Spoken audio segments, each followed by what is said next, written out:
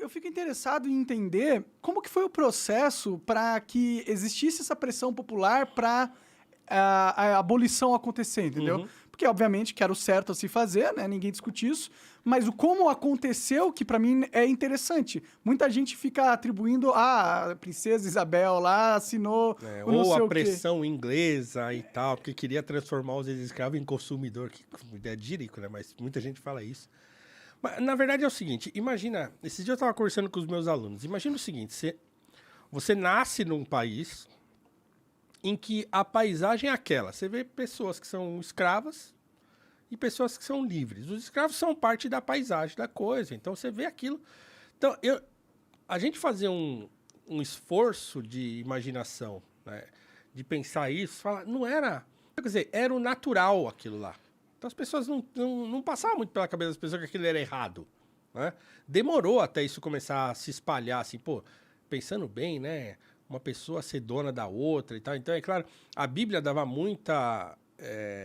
Não que ela defendesse a escravidão, mas ela também não era contra, assim, não dizia, né, A não se dizia fun- frontalmente contra a escravidão. Tem Então, escravo quer na dizer, Bíblia, né? E eles tem não. escravidão na Bíblia. Tem um livro chamado Filemon, que é uma carta, né, que o Paulo escreve para um tal de Filemon sobre um escravo chamado Onésimo. É uma carta muito interessante que trata da escravidão, né, e que ali, ela, de certo modo, ela não é uma carta abolicionista no sentido pleno do termo, mas o Paulo, por exemplo, recomenda ao Filemon que ele receba o Onésimo que tinha fugido, né, como um irmão, né, e não mais como um escravo, como alguém que, Entendi. né, Então, é uma de quem passagem. você...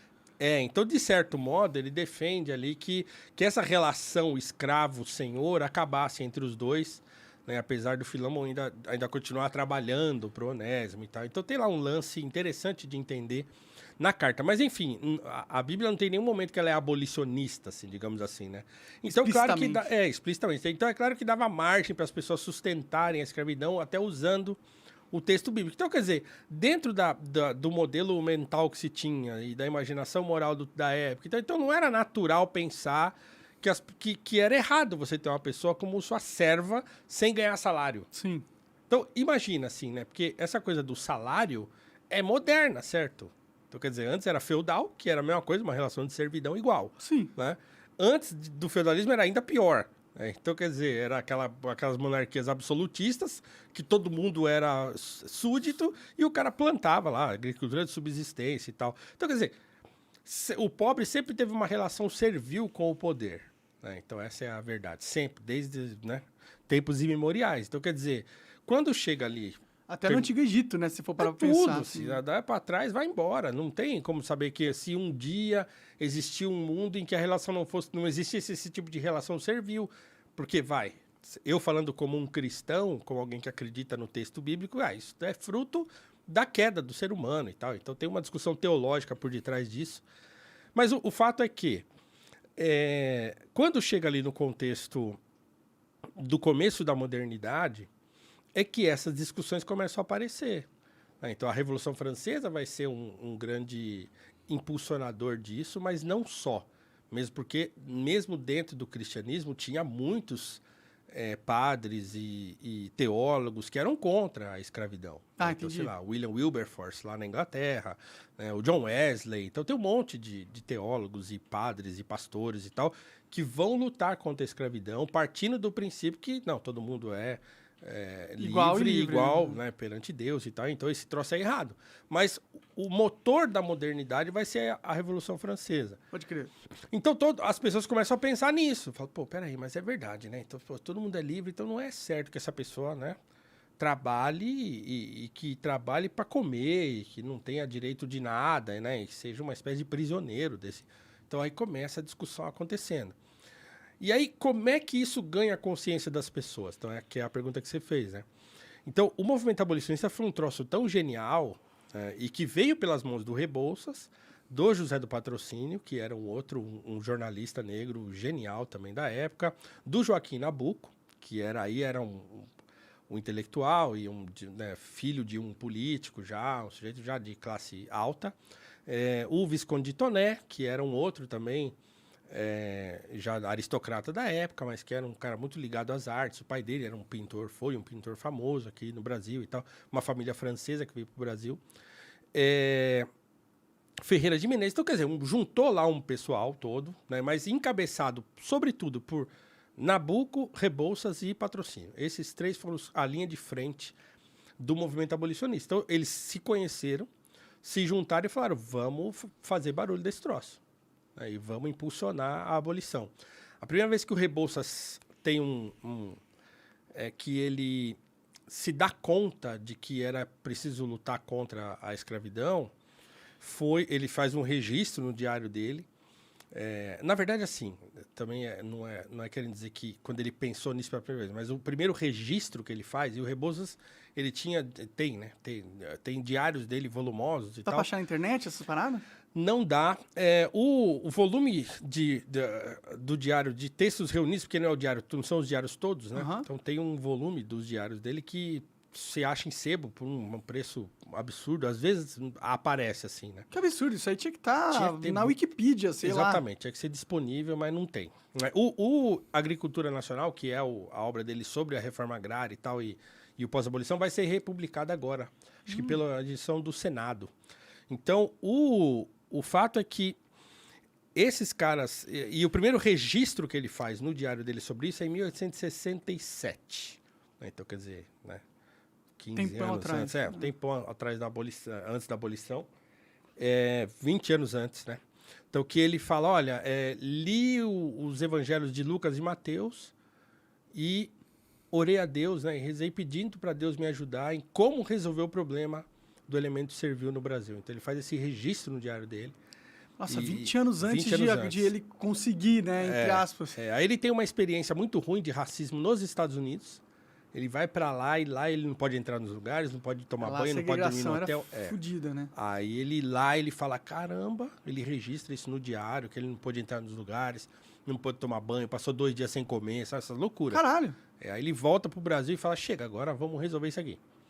Então, Às vezes a raiva ajuda o homem a mudar as coisas, né? Exatamente. Aí ele se junta com o Nabuco e com o Patrocínio e eles começam o movimento. E aí, qual que era... Olha que coisa genial. Como eles não tinham apoio da igreja e não tinham tanto apoio político, né? Tinha lá os abolicionistas dentro da política, mas a política era aquele negócio muito disputado e tal, então era difícil. Tinha dentro da política gente que era abolicionista, gente que era contra a abolição, gente que era contra a abolição, mas que achava que a abolição tinha que acontecer gradualmente, que em 20 anos tudo estaria bem e tal. Então tinha um monte de... Pô, estavam certos, né? Não que estaria bem, mas que demoraria 20 anos. Né? Uma boa parte deles... Não, mas isso aí já é em 1880. Ah, entendi. Já tinha passado os 20 anos. Já. É porque assim... De 67 até 80, quando ele se junta com os caras, ele lutou muito sozinho, porque ele não era um político, mas ele era um intelectual. Então ele ajuda em vários projetos. Mesmo no projeto da Lei do Ventre Livre, ele participa disso e Lei tal. do quê? Desculpa. Do Ventre Livre, né? Ventre Livre. Que era aquele que, a partir dessa data, eu não lembro exatamente quando foi promulgada, mas é aquele, a partir dessa data, todas as crianças que nascerem filhas de pessoas escravizadas não são escravos mais. Pode crer. Então, é um bom passo. Era um bom passo, mas era aquele negócio assim, funcionava, mas não funcionava muito, porque o sujeito nascia dentro da casa do cara, e ficava lá, e daqui a pouco já estava trabalhando, então não era uma coisa tal. E também a lei do sexagenário, né, que após os 60 anos a pessoa deixaria de ser escrava, mas também era aquele negócio, muitos morriam cedo, então... Mas enfim, foram passos importantes até chegar ao movimento e a abolição total. Então, o Rebouças trabalhou nessas coisas todas e tal, nos bastidores. Quando chega 1880, é quando ele se junta com o Patrocínio e o Nabuco, e eles começam, então, o movimento. E aí, nessa época, a política era aquela confusão, eles não tinham muito apoio e também não tinha apoio da igreja. O que eles resolvem fazer? Vamos fazer barulho na sociedade. Eles alugavam teatros e faziam grandes shows. Por exemplo, o Carlos Gomes, que é o grande músico brasileiro, né? O grande maestro e compositor brasileiro, que era mestiço, né? Ele era mulato e tal. E ele também se une a eles. A Chiquinha Gonzaga, que é a grande compositora, que também era mestiça, também se junta a eles. O Castro Alves, o poeta. Então, eles faziam grandes apresentações em teatros musicais né, com a apresentação de música e com a apresentação de declamação de poesia do Castro Alves e tal, discursos inflamados do José do Patrocínio, que era um homem com uma verve, assim, pro discurso muito forte. O Rebouças, ele era um homem tímido, então ele era um cara de bastidor. Era mais de escrever. Ele era mais de escrever e de projetar a parada toda. Pode crer. Né? Então, eles fazem isso. Então, eles começam a fazer essas chamadas conferências-concerto e isso ganha a opinião pública. Lotava os teatros, ficava gente pra fora e tal. E era muito louco, porque eles faziam aquele barulho de entretenimento. Chegava uma hora, o patrocínio tomava o microfone e falava: agora nós vamos fazer aqui, né, nós vamos libertar aqui 3 escravizados e tal. E ele pegava, chamava as pessoas escravas no palco, lia as cartas de alforria, entregava para as pessoas. Imagina, cara, o frenesi desse troço, né? E aí o povo tudo... Devia ser um sentimento catártico para quem era escravo na época ainda, muito fodido, né? Muito. E para a própria sociedade, começar a ver aquilo. Então ele fazia aqueles discursos contra a escravidão, que aquilo era uma abominação, e aí entregava as cartas de alforria. Teve uma vez que veio uma cantora russa para o Brasil, Nadina Bulisov, se eu não estiver enganado.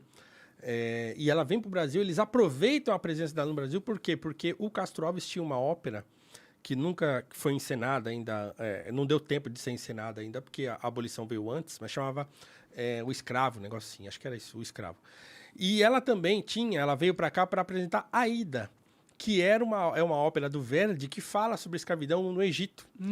Então eles aproveitaram que ela vinha para cá para apresentar algumas áreas de Aida e tal, e aí falam com ela, ela aceita participar da conferência concerto, ela canta e tal, tem uma gravura disso, saiu no jornal. Que legal. O patrocínio com ela no palco, entregando as cartas de alforria. Então, assim, foi um movimento popular intenso, né, de 8 anos, de 80 até 88. 8 anos que demorou para convencer a população. Sim. Eles demoraram 8 anos para fazer a abolição acontecer. Né? Sim. Mas essas conferências de concerto começaram a pegar, começou a encher, começou a lotar, eles começaram a fazer. E é engraçado, porque não tinha apoio, eles faziam sozinhos. Chegavam cedo no teatro, varriam tudo, eles mesmos varriam tudo, arrumavam tudo e tal, e pau. Né? E aí chegou uma hora que a coisa estava assim, né? Todo mundo, a sociedade já estava convencida que a escravidão era um troço errado, né? Que não dá mais para continuar. Aí começam a acontecer fugas das fazendas, né? Começam a fugir em massa, né? Escravos de fazendas. Muitos senhores começam também a entender o espírito abolicionista e começam também a libertar os seus escravos. Então o negócio começa a se espalhar. Que interessante isso, né? É interessante. É interessante para ver que não foi porra de nenhuma lei que causou realmente... A lei sacramentou uma coisa. Então, Sim. Você imagina o seguinte, que surge quilombos, né? Quilombos abolicionistas. Então, tem o quilombo do Leblon, que é hoje onde fica lá o bairro do Leblon, de burguês lá. Era um quilombo. Olha. Era um quilombo de um homem que tinha uma fábrica de bolsas, se eu não me engano. Eu não lembro o nome dele agora, mas ele era o cara que sustentava esse quilombo, né, e que, né, na verdade, o que criou esse quilombo lá no Leblon. Ele é um cara negro, imagino. Não era negro. E a própria princesa, a Dona Isabel, ela ajudou a sustentar esse quilombo. Tanto é que era um quilombo que ficava num lugar que tinha uma plantação de camélias. Então, a camélia se torna a flor da abolição, porque esse quilombo do Leblon era um lugar que tinha muitas camélias. Então, mostra uma camélia aí pra mim, mas continua, desculpa. Todo mundo que aparecia na rua com uma camélia na lapela, tal, o pessoal pensava, esse é abolicionista, tal. Então, a camélia acaba se tornando uma identificação do abolicionismo. É um símbolo, né? Um símbolo do abolicionismo. Né? Saquei. E aí, assim, tem aquela discussão a respeito da monarquia, o quanto ela contribuiu ou não para a abolição. O que eu costumo dizer é o seguinte... todo mundo que participou dentro das possibilidades que tinha. Então não dá para dizer, olha lá, uma flor bonita, olha lá a foto. Pra caralho. Aquela imagem ali é a imagem de um culto à Dona Isabel. Essa aí, de um culto à Dona Isabel. Olha lá, uma foto dela lá. E as pessoas colocando camélias num altar, né, em homenagem a ela, lá a fila de gente e tal. Ela morreu velhinha, a Isabel, então. Ela morreu velhinha depois foram expulsos e tal, ela foi pra França, morreu velha. Pode crer. Nunca mais voltou pro Brasil, né, mas ela... Caralho, nunca mais, ela conseguiu fazer uma mudança, tipo, ajudou, né, um pouco. Foi expulsa e nunca mais voltou. A mãe dela ela ficou tão doente que ela morreu logo que chegou em Portugal. Eles saíram daqui, foram para Portugal. Quando chegou em Portugal, a mulher morreu de tristeza e desgosto, não aguentou e morreu. A mãe da Isabela. O Dom Pedro II ficou hospedado num hotelzinho furreca lá em Portugal. Eles não tinham grana pra caralho? Não tinha grana, não. Ele não quis dinheiro, quiseram indenizá-los, ele não quis. Caralho. Ele pegou um montinho de terra, botou dentro de um troço assim, de areia, e falou, eu quero morrer com a cabeça deitada na terra do Brasil. E aí, quando ele morreu, colocaram essa coisinha na cabeça dele e tal. Era um homem que amava o país de fato. Cara, que bonita essa história. Era um homem assim que amava o país muito. E esse papo que ele era escravocrata e tal, é uma loucura completa. Assim, a conjuntura política era muito difícil. Tem-se hoje registros históricos, não estou inventando aqui, nem falando de minha impressão. Então, os registros mais confiáveis que a gente tem falam de um Dom Pedro II que desde criança ele era contra a escravidão.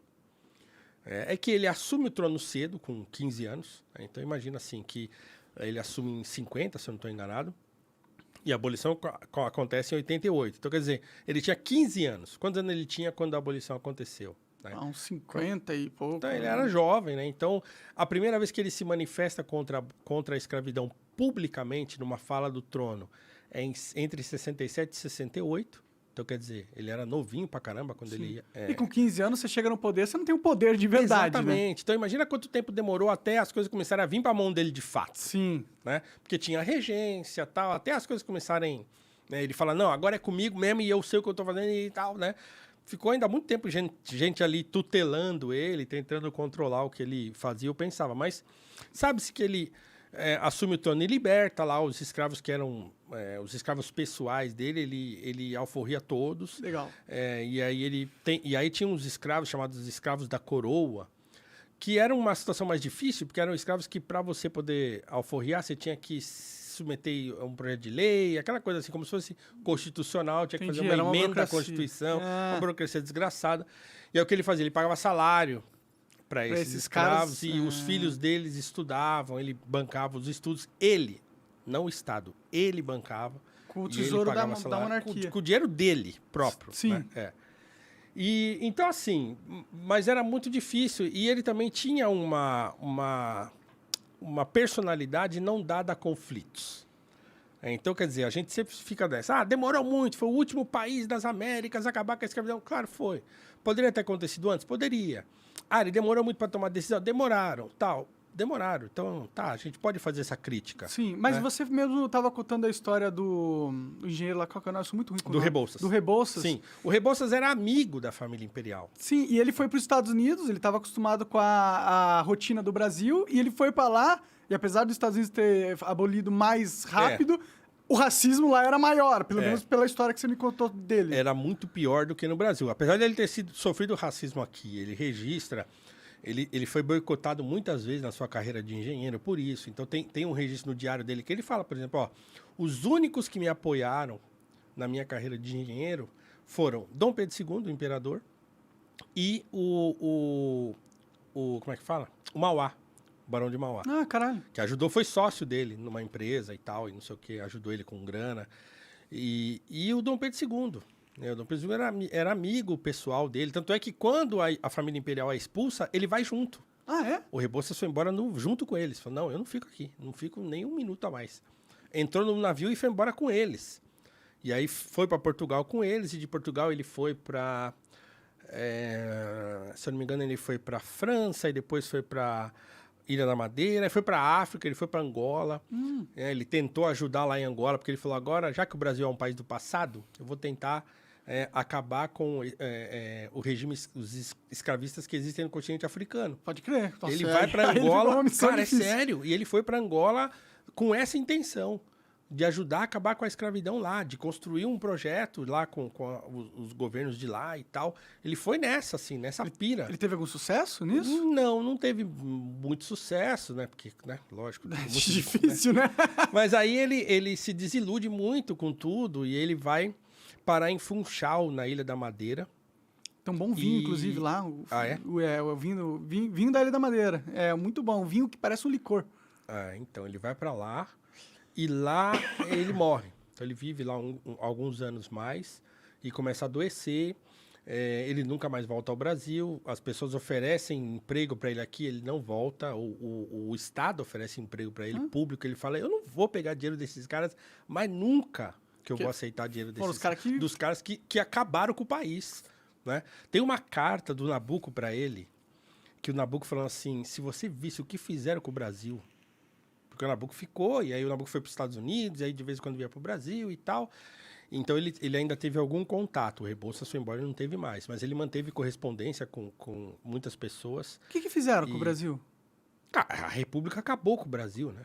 Como? Como acabou exatamente? Por exemplo, então, quer dizer, a primeira coisa que eles fizeram foi soterrar o projeto abolicionista. Então, quer dizer, a abolição aconteceu e tudo aquilo que existia para ser feito depois da abolição foi soterrar. Esqueceram aquilo. Entendi. Fora isso, eles começaram a implementar projetos eugenistas no Brasil. Então, quer dizer, a eugenia estava chegando, aquela ideia de eugenia e tal, né? De branqueamento da população e tal. Tudo isso começa na República, não começa na monarquia. Na monarquia. Começa na República. Então, o racismo que a gente conhece hoje no Brasil, ele é fruto da República. Ele não é fruto da escravidão. Você acaba de assistir um corte do Monarch Talks. Agradeço demais, mas se você quiser ver o vídeo na íntegra e acompanhar ao vivo todas as transmissões, você tem que ir lá no rumble.com/monarch para não perder nada. Segue a gente lá.